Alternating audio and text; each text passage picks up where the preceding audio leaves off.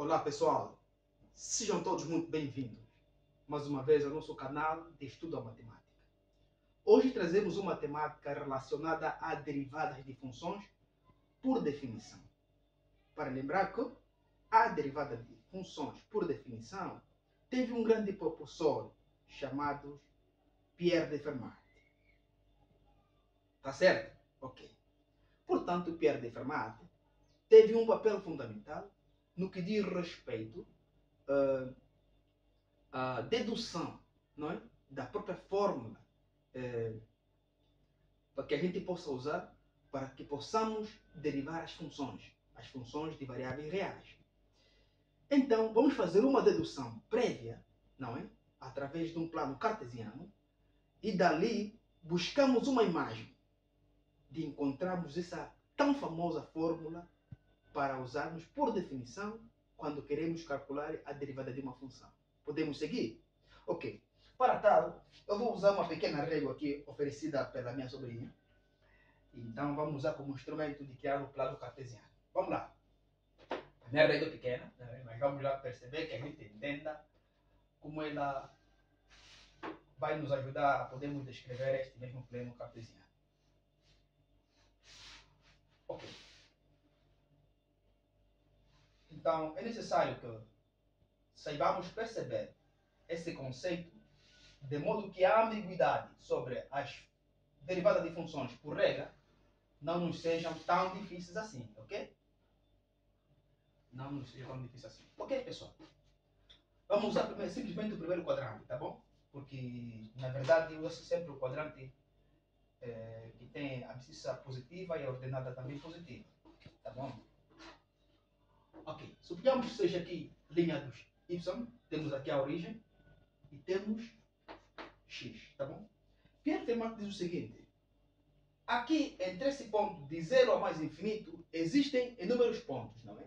Ele considerou, por exemplo, como um ponto inicial, ok? Um ponto inicial A,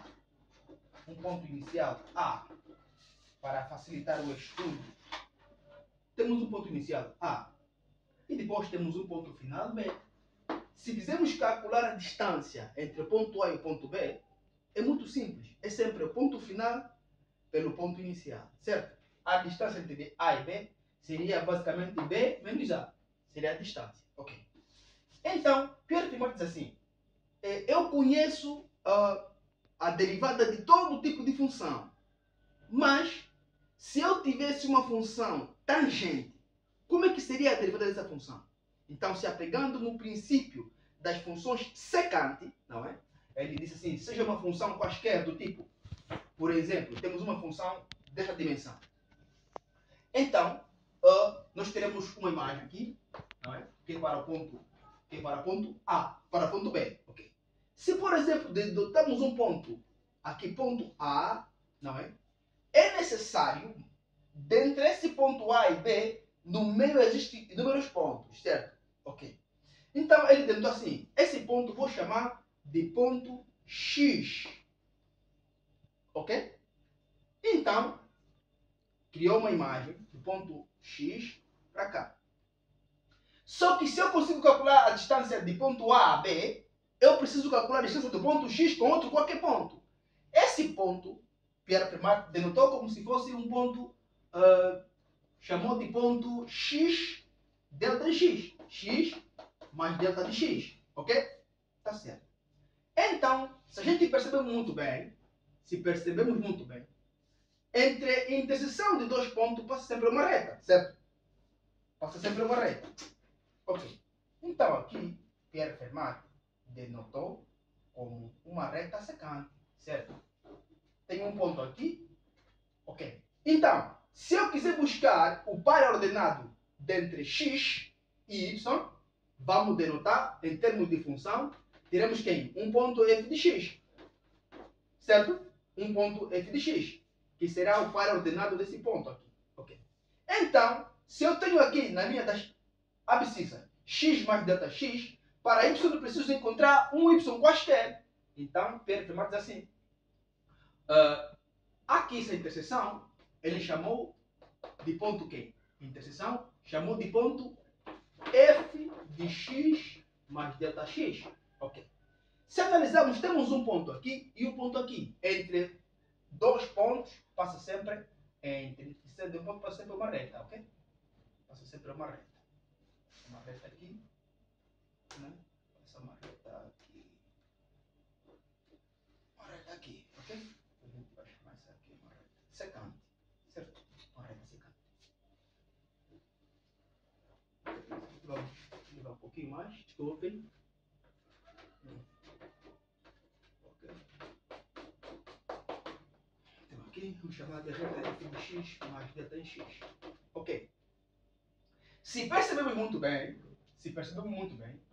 essa distância daqui para cá é a mesma daqui para cá. Então ele fez um rebatimento, não é? Fez um rebatimento, ok? Criou um triângulo retângulo. Se percebemos muito bem, aqui também teremos um triângulo retângulo, certo? Com um ângulo quaisquer, que ele pode chamar de um ângulo θ, certo? Se esse aqui é o ângulo θ, então esse aqui também é um ângulo θ, certo? Então, se a distância daqui para cá vale quanto? A distância é sempre o ponto final pelo ponto inicial. Então teremos que é x mais delta x menos x, certo? X e x são simétricos. Então a distância de x a x delta x vai valer delta x.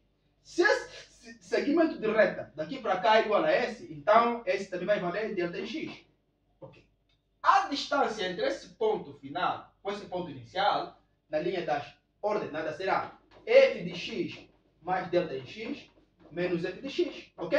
Esse lado aqui é igual a esse. Então esse lado também vai valer quem?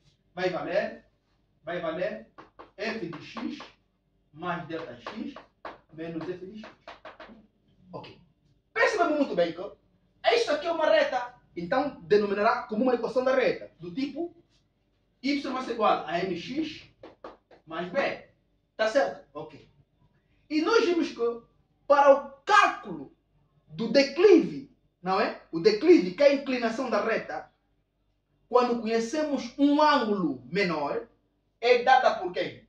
É dada por... o declive será igual à tangente desse mesmo ângulo, certo? O declive será igual à tangente desse mesmo ângulo. Ok, quem é a tangente?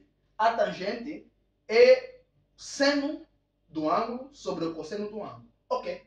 Se analisarmos muito bem aqui, tomando como ponto de partida o ângulo conhecido, teremos que aqui o cateto, que cateto adjacente. Aqui teremos o cateto oposto ao ângulo, certo? Logo, o declive também podemos escrever que é quem? Tangente. Tangente é quem? É seno sobre cosseno, né? Que é cateto oposto pelo cateto adjacente. Vamos ter que vai ser f de x mais delta x menos f de x, que simboliza a linha dos senos, e o cosseno que vai ser delta em x, certo? Ok.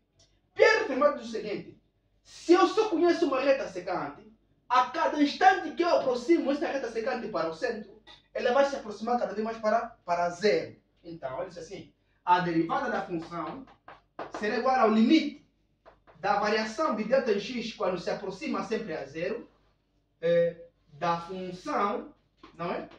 Da função delta em x menos f de x sobre delta em x. Então, essa aqui é a denominada fórmula para podermos calcular a derivada de uma função por definição.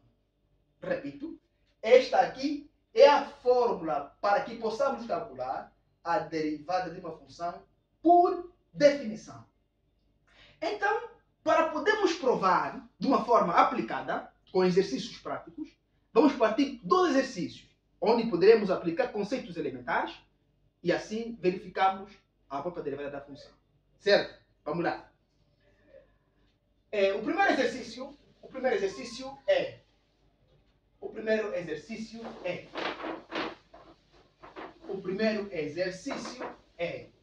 determine a derivada da função x ao quadrado menos 2x.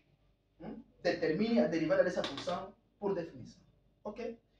Devemos lembrar que, nesse tipo de derivada de função por definição, no primeiro estágio, onde temos f de x mais delta em x, está a dizer que é a função, a cada x da função, vamos substituir por x mais delta em x, menos a própria função.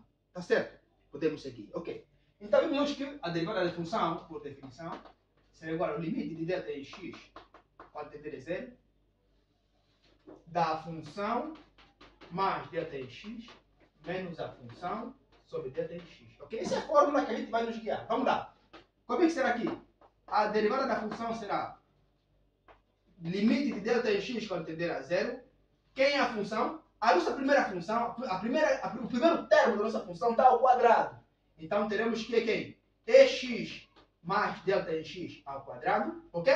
Que é esse aqui, menos duas vezes x, que é x, mais delta em x, menos a própria função, sem mexer, sem alterar nada, que é quem? X ao quadrado menos 2x. Sobre quem? Sobre delta em x. Podemos seguir? Podemos. E aqui nós temos situações elementares, que é quadrado perfeito, que é a mais b ao quadrado, não é isso? Que vai ser e o primeiro ao quadrado, mais o dobro do primeiro pelo segundo, mais o segundo ao quadrado, que é quadrado perfeito. Então temos aqui, a nossa derivada será igual limite de delta em x quando tender a zero, é x ao quadrado, mais 2x delta em x, mais delta em x ao quadrado, menos 2x, menos 2 delta de x. Aqui vamos jogar o sinal, vai ser menos x ao quadrado, mais 2x sobre delta em x. Ok. Aqui, vamos olhar se temos termos semelhantes com possibilidade de reduzirmos. Vamos olhar aqui. Temos x ao quadrado, temos menos x ao quadrado, logo são simétricos. Tá bom? Sim, cortamos elas, né? No linguagem comum.